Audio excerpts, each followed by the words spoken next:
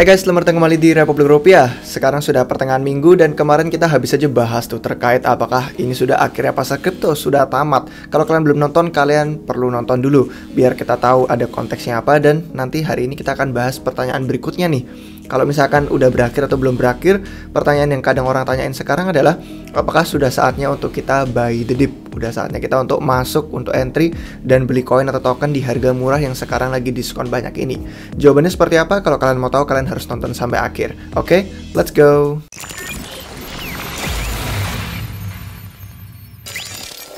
Hai guys, selamat datang kembali di Republik Rupiah. Jadi kalau kita mulai dari yang pertama ya, kita mau ngeliat dulu nih dari fase di pasar. Kalau kalian ngeliat gambar yang ada di layar ini bisa dibilang merupakan fase dari pasar yang dibikin oleh salah satu dokter yang waktu itu ngeriset tentang pasar. Dia namanya kalau nggak salah Jean Paul atau apa gitu. Terus dia ngomongin terkait bedanya gitu ya, kalau misalkan harga lagi naik sama turun, perasaan psikologi orang-orang dan investor di pasar itu seperti apa. Nah, yang menarik adalah di sini tuh dia nggak ngasih tahu, bukan nggak ngasih tahu sih, lebih ke kayak nggak memberi tanda bahwa, jadi kan ini ya, kalau misalkan kita lihat di gambar pertama kali terbang, pertama kali take off, itu kan bener-bener ngerasain di sini. Orang-orang akhirnya jadi sadar, masuk ke fase awareness. Orang-orang sadar karena yang memang gitu, orang kadang sadar sama suatu proyek kalau harganya naik. Nah itu terbang terus pertama kali ada koreksi gitu kan, bear trap, dipikir bakal oke, udah selesai. Ternyata malah lanjut terbang lagi. Akhirnya di sini sudah masuk fase yang mania. Pertama kali pasti masuk media gitu kan, ditarik sama media, terus digembor-gemborkan, orang-orang makin antusias, udah masuk di publik ini, sudah bukan cuman investor institusional atau uang-uang yang cerdas yang benar-benar tahu di awal. Masuk orang-orang antusias, terus mulai makin tinggi lagi, makin serakah, pengen lebih lagi. Terus orang-orang mulai delusi, mulai halu gitu kan, bahwa ini bisa masih 10x lagi nih. Ini benar-benar paradigma yang baru. Itu pasti puncaknya. Terus sekalinya turun, udah masuk fase itu orang-orang denial gitu loh, kayak ini masa sih, belum selesai lah, ini masih bisa lagi. Bull trap beneran. Kadang ada yang mikir kayak, oh ini udah hancur, udah nge-short, terus kena pandul bull trap, ternyata malah ini kita udah balik lagi nih ke yang normal lagi. Kayak level yang bisa dibilang kayak ya fase yang bisa dibilang fair value gitu kan. Terus ternyata pas jatuh lagi, orang-orang akhirnya malah takut, waduh kok ternyata lebih rendah nih, udah lebih rendah daripada yang bottom kemarin sebelum mantul gitu kan, bottom lokalnya. Terus akhirnya makin jauh ke bawah, orang-orang makin kena kapitulasi, banyak yang kena likuidasi, banyak orang-orang pada panik, stres, posisinya ketarik keluar semua. Terus makin jauh makin ke bawah, bahkan sampai lebih rendah daripada garis yang rata-ratanya yang kemarin pas sebelum terbang. Akhirnya orang-orang putus asa. Masuk di sini bagian yang fasenya despair. Orang putus asa, terus ya nanti matur balik lagi ke bagian yang rata-rata lagi kembali. Nah, cuman yang nggak ada di gambar ini adalah, ini kan kelihatannya kayak cepet ya, denial, bull trap, return normal, fear, capitulation, despair. Dan itu yang nggak kelihatan adalah ini nggak terjadi secepat itu kadang. Kadang yang nggak terlihat adalah di pasar yang sedang kita alami ini, entah kita ada di fase yang mana gitu kan. Mungkin kalian bisa punya pendapat atau opini, bisa komentar di bawah kita ada di fase yang mana. Tapi yang nggak kelihatan adalah, meskipun ini terlihat seperti cukup cepat, ini dari misalkan denial sampai capitulation dan despair ini bisa terjadi bulanan sampai tahunan. Itu yang nggak terlihat di gambar. Nah, kalau kita ngomongin fase pasar ya, kita nggak pernah ada yang tahu kemana arahnya, dan bahaya bagi kita untuk selalu menebak-nebak bottom dan berusaha untuk ngambil posisi, khususnya kayak posisi leverage. Kemarin baru aja saya bahas terkait leverage gitu kan, terkait posisi likuidasi. Kita ngeliat aja nih di CoinGlass sama coinglass.com, baru aja kemarin ada 1,5 miliar gitu kan yang kena likuidasi dalam 24 jam terakhir. 24 jam terakhir lagi yang sehari setelah itu ada hampir 300 juta dolar. 300 juta dolar, bahkan dalam sejam terakhir udah ada 2 juta dolar gitu kan. Tuh udah berapa puluh miliar gitu kan hilang.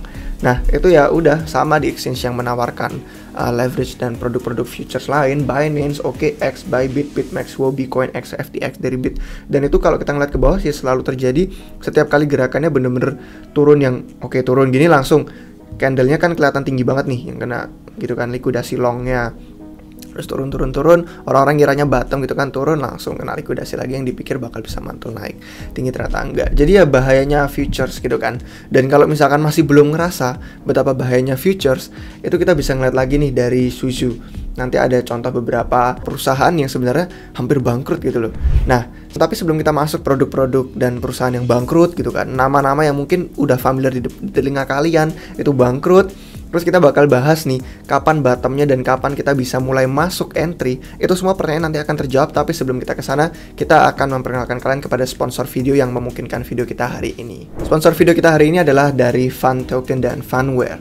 Jadi kalau kita ngomongin soal data itu adalah aset paling berharga di planet ini. Jadi cara kalian untuk bisa terlibat dengan suatu merek atau suatu produk itu benar-benar sesuatu yang berharga. Setiap kali kalian mengeklik sesuatu, menonton sesuatu, membagikan sesuatu, kalian itu memberi tahu seseorang siapa kalian dan hal apa aja yang penting dan berharga buat kalian. Ini merupakan data-data yang bisa dibilang pribadi, privat, dan jangan sampai kita melakukan kesalahan. Seseorang, entah itu manusia, entah itu dalam bentuk perusahaan, entitas, di suatu tempat di dunia ini menghasilkan uang dari kalian dan menghasilkan uang dari data pribadi yang kalian bagikan tersebut. Phunware itu adalah perusahaan publik yang telah berinovasi selama lebih dari 1 dekade, dan menurut mereka mengambil keuntungan dari data pribadi orang lain itu tidak benar. Ini seharusnya merupakan data kalian dan kalian yang seharusnya memegang kendali dan kalian seharusnya diberi kompensasi atas itu semua. Jadi dengan dompet fund, kalian dapat terlibat langsung dengan merek dan bisa mendapatkan token fund untuk melakukan tugas-tugas sederhana seperti menyelesaikan survei. Kan kadang perusahaan dan beberapa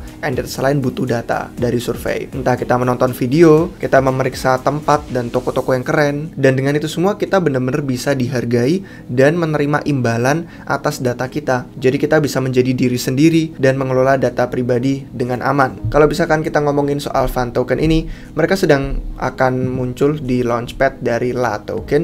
Jadi kalau misalkan kita ke bagian latoken.com, ini ada bagian khusus yang IEO di bagian launchpadnya mereka. Di sini kita bisa melihat salah satunya adalah Funtoken yang masuk kategori media dan blockchain. Di sini dibilang membangun yang pertama gitu kan, aset kripto yang desentral berfokus pada ekonomi data. Jadi nanti dalam 3 hari ini live IEO akan berlangsung dan kita bisa berpartisipasi langsung di klik tombol ini nanti kalau misalkan sudah mulai. Kalau belum tahu terkait LaToken sendiri, ini adalah salah satu bursa dengan pertumbuhan tercepat untuk mendapatkan pengalaman terbaik dengan aset kripto. LaToken adalah platform IEO yang memiliki 2,5 juta komunitas. Klien di lebih dari 210 negara, sudah beroperasi sejak 2017 dengan 0 kasus pelanggaran keamanan. Salah satu dari jumlah pasangan perdagangan tertinggi yang mereka miliki juga ada, sekitar sampai 700. Nah, kalau misalkan mau ngomongin lebih lanjut terkait Funtoken, ada banyak sumber yang bisa kita lihat di website mereka. Salah satunya merupakan white paper yang menunjukkan bahwa ada proses transaksi tiap harian 5 miliar, ada 940 juta perangkat yang aktif tiap bulannya di seluruh dunia, 5 terabyte data yang dihasilkan setiap hari, 62 karyawan dengan 120 juta lebih pendanaan privat, dan 3 lokasi kantor. Jadi kalau misalkan kita melihat dari leadership timnya juga, bahkan ada nama-nama yang bisa kalian lihat, beberapa memiliki latar belakang yang cukup menarik dan latar belakang yang kredibel terkait sama investor Phunware juga, yang mana Ari Paul dari Block Tower Capital yang mungkin kalian sudah dengar terkenal dengan tesis Fed protokolnya, itu juga merupakan salah satu investor. Dan kalau misalkan kita melihat ke bawah lagi, ada beberapa partner lain yang cukup terkenal seperti Verizon dan juga seperti nama Samsung pun juga termasuk. Untuk informasi lebih lanjut terkait proyek mereka, terkait tokenomics, ada di website mereka juga, di white paper mereka, dan roadmap untuk hal-hal berikutnya yang akan mereka lakukan juga akan ada di website dan di white paper mereka. Jadi kalau misalkan kalian tertarik untuk bisa berpartisipasi, ada banyak sumber kasus penggunaannya juga seperti politik, seperti kampus, kesehatan, hospital, media, entertainment, real estate, media market. Semua ini bisa terkait dengan Funtoken dan Phunware karena mereka semua benar-benar berfokus pada data ekonomi. Jadi kalau kalian mungkin tertarik nanti berpartisipasi dengan IEO mereka, bisa ke LaToken Exchange ini yang akan live dalam 3 hari dan fan token ada di sebelah sini di mana kalian nanti bisa berpartisipasi. Link dan informasi lebih lanjut ada di deskripsi di bawah video ini kalau kalian tertarik untuk ngecek lebih lanjut. Oke guys, jadi kalau misalkan kita lanjutin ya dengan topik yang hari ini terkait Suzu nih. Dia sampai nge-tweet gitu kan di Twitter. Kita sedang dalam proses berkomunikasi dengan pihak-pihak yang relevan yang terlibat dan berkomitmen penuh untuk bisa menyelesaikan ini. Tapi kayak menyelesaikan apa tuh? Kalau misalkan kalian udah tahu Suzu itu kan dia adalah co-foundernya Three Arrows Capital. Jadi kalau kita ngelihat ya Three Arrows Capital, terus kemarin kita ngelihat ada Celsius gitu kan. Mereka semua adalah leverage trader gitu loh. Dan entah kenapa mereka seperti ada rumor nih digosipkan. Tapi ingat ya, ini rumor doang. Jangan dianggap ini adalah fakta. Rumor karena orang-orang ngelihat tweetnya si Suzu. Belum tentu benar, bisa jadi benar juga tapi ada rumornya bahwa mereka bangkrut gitu kan. Kemarin gimana tuh si Celsius yang benar-benar kena potensi risiko likuidasi. Terus sekarang si Suzu ada Three Arrows Capital, ada rumornya juga. Sampai si Saka Trades ini yang benar-benar terkenal gitu kan, bikin memesnya ini. Ini memes yang dari Harry Potter gitu kan. Dia nanya, kenapa sih kalau ada masalah itu selalu kalian bertiga? Terus di sini ada logonya Celsius, di sini ada logonya Sam Trabucco. Kalau nggak tahu, Sam Trabucco salah satu co-foundernya Alameda Research. Terus yang di sini logonya Three Arrows Capital. Satu kesamaan dari ketiga dari mereka apa coba tebak? Leverage trading. Itu satu kesamaannya. Dan mereka berpengalaman, mereka sudah cukup lama gitu kan. Tapi Celsius kemarin udah kena bangkrut, insolvent gitu kan. Terus Three Arrows Capital ada rumornya, nggak tahu beneran apa enggak. Dan sampai orang-orang pada kadang suka nebak-nebak apakah yang berikutnya Alameda Research. Padahal ini cuma memes doang, bukan kayak ya bukan berita faktual gitu loh. Ini cuma memes lucu-lucuan aja. Kenapa sih kalau sesuatu terjadi, kalau pasar kacau, koreksi, kena likuidasi, itu selalu kalian bertiga yang terlibat. Nah, jadi kayak pelajarannya itu secara harga gitu kan, itu tidak mencerminkan produk dari kripto sesungguhnya. Dan kalau misalkan kita berusaha melihat dari fase market tadi, berusaha menebak kita ada di mana, oh kita sudah sempat, kita cukup ada alasan untuk bisa mantul balik lagi, terus kita masuk posisi sekarang. Sayangnya ya orang yang sering-sering berusaha menebak bottom, berusaha prediksi, berusaha ngasih sinyal dan lain-lain, itu malah yang kejebak wreck gitu kan, kena likuidasi. Karena nggak pernah ada yang tahu gitu masa depan seperti apa. Dan kalau kita mantau terus di CoinGlass gitu kan, itu bener-bener banyak duit loh yang terus dikasih ke exchange loh. Ini yang pada punya exchange gitu kan, pada dapat donasi dari orang-orang yang, ya bukan donasi juga sih, ya maksudnya kayak orang-orang yang rugi gitu kan, duitnya pada masuk ke exchange tersebut gitu. Dan ini ratusan jutaan dolar tiap harinya gitu. Jadi mending kalau misalkan kita belum berpengalaman, mungkin belum begitu paham tentang produk leverage dan lain-lain, sebaiknya dihindari aja dan jauhi usaha untuk menebak-nebak bottom. Harga iya sekarang lagi parah-parahnya kripto, tapi fundamental nggak pernah berubah. Kripto akan kembali, tidak perlu khawatir. Kripto akan kembali, terutama dengan proyek yang fundamental terbaik. Selama ini ya, selama yang para leverage trader ini kena likuidasi, kena wreck, yang cuman megang spot asetnya ya tenang-tenang aja gitu. Yang pada beli Bitcoin, Ethereum dengan melalui pasar spot, nggak perlu kontrak berjangka untuk nebak-nebak harga naik atau turun, itu malah santai aja, tenang-tenang. Ya meskipun banyak juga yang panik dan depresi dan kayak ngeliat portofolio juga sedih sih, merah gitu kan. Tapi tetap aja mereka nggak ada risiko likuidasi, nggak ada risiko kena margin call, itu nggak ada. Dan kalau misalkan ya kita pisahkan harga dari fundamental, itu dua hal yang berbeda gitu kan. Kalau misalkan kita melihat harga naik turun, teknikal dan lain-lain, kita nggak akan pernah tahu masa depan kemana. Tapi kalau ngeliat fundamental, kemarin itu ya, saya melihat di Twitter, saya melihat di internet, saya melihat di beberapa media outlet, itu banyak banget loh perusahaan kripto, perusahaan Web3, perusahaan gaming yang pada sibuk hiring. Jadi saat pasar turun, bukannya mereka kayak perlu ngambil duit gitu kan untuk bayar biaya operasi, mereka malah nge-hire orang. Mereka sibuk banget membangun. Banyak banget proyek yang bagus, fundamentalnya bagus, sibuk membangun di saat seperti ini. Kita lupakan harga kalau di saat seperti ini. Dan kita fokus pada jangan mencari bottom, tapi mencari mana produk bagus, proyek bagus yang sibuk membangun kasus yang benar-benar akan diadopsi dunia. Karena kita nggak bisa cuman diadopsi di komunitas kripto, itu kecil. Sedangkan dunia lebih luas, makro lebih luas. Nanti kalau makro lebih sehat gitu kan, terus kita ada produk yang bagus yang akan diadopsi, duit akan dengan sendirinya masuk ke pasar kripto. Dan market cap akan dengan sendirinya pulih lagi nanti ke all time high sebelumnya, atau mungkin malah menembus lebih tinggi. Cuman masalah waktu aja. Jadi kita sekarang sibuk mencari aja yang bagus, Dan kita sibuk mencari gimana proyek-proyek tersebut selalu membangun, nge-hire orang, dan fundamental yang dibangun. Bukan hype, bukan tren, bukan sensasi. Gitu. Kalau misalkan mau lihat beberapa contoh, adopsi layer 2 makin tinggi. Optimism Arbitrum sekarang 24%-nya transaksi Ethereum. Dengan saham yang terus pangsa pasarnya tuh meningkat gitu kan. Dan ini ada satu orang peneliti dan investor dari Verify Capital dan The Block, itu dia bertaruh bahwa mungkin dalam akhir tahun ini lebih dari setengahnya transaksi Ethereum, lebih dari 50% transaksi Ethereum akan merupakan adopsi layer 2. Optimism Arbitrum sekarang udah ada, dan kalau memang sukses gitu kan, ditambah dengan Zcasing dan Starknet, nanti ditambahin, cukup mudah untuk mengimajinasikan bahwa kita benar-benar akan 90% lebih transaksi Ethereum terjadi di layer 2. Dan ini adopsi yang luar biasa besar.